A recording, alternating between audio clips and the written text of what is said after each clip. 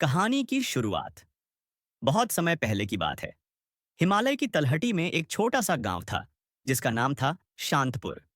इस गांव की विशेषता यह थी कि यहाँ के लोग बहुत कम बोलते थे। यहाँ के बच्चे भी कम बोलते थे और बूढ़े तो मानो मौन ही रहते थे। इस गांव की शांति दूर दूर तक प्रसिद्ध थी। एक दिन शहर से एक युवक, नाम था विनय, इस गांव में आया।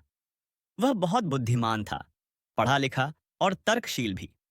पर उसकी एक कमजोरी थी, वह बहुत बोलता था।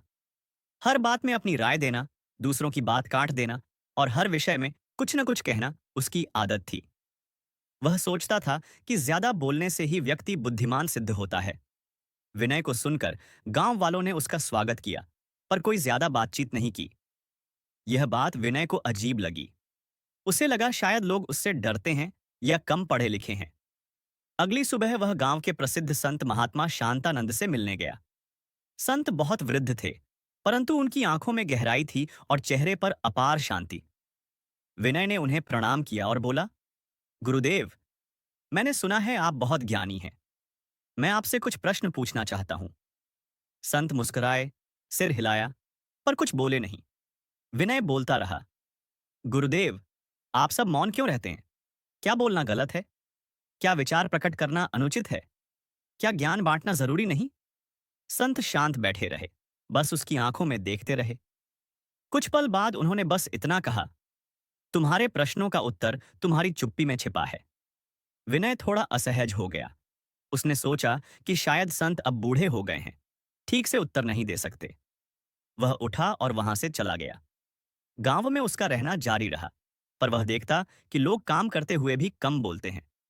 खेत में काम करते किसान, तालाब में पानी भरती महिलाएं, बच्चे खेलते हुए, सब कम बोलते, पर सब कुछ सहज रूप से चलता रहता।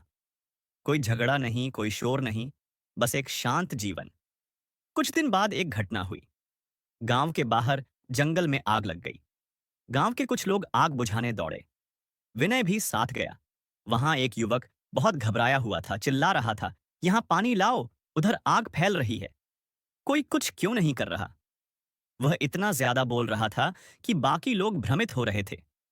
वहीं एक वृद्ध किसान चुपचाप हाथ से इशारा करके बाकी लोगों को दिशा दे रहा था। कुछ ही देर में गांव वालों ने संगठित होकर आग बुझा दी। सबने मिलकर काम किया, बिना ज्यादा बोले। विनय यह देखकर हैरान रह गया। उसे समझ आया कि शांति और संगठन जरूरी है, न कि केवल बातें करना। वह फिर से संत शांतानंद के पास गया और बोला, गुरुदेव, अब मैं समझ रहा हूं कि कम बोलने में भी शक्ति होती है, पर क्या आप मुझे इसका कारण बताएंगे? संत ने आंखें बंद की और धीरे से बोले, बेटा, शब्द तीर की तरह होते हैं। एक बार निकल जाए तो वापस नहीं आते। अधिक बोलने वाला अक्सर बिना सोचे बोलता है, जिससे वह स्वयं और दूसरों को आहत करता है। कम बोलने वाला सोचता है, समझता है, फिर बोलता है, इसलिए उसके शब्दों में गहराई होती है। विनय ध्यान से सुनता रहा। संत आगे बोले, कम बोलना केवल चुप रहना नहीं है, यह आत्मनियंत्रण है। जब हम कम बोलते हैं तो ज्यादा सुन पाते हैं, और जब हम ज्यादा सुनते हैं तो बेहतर समझ पाते हैं। समझ ही ज्ञान का पहला चरण है। विनय की आंखें नम हो गईं।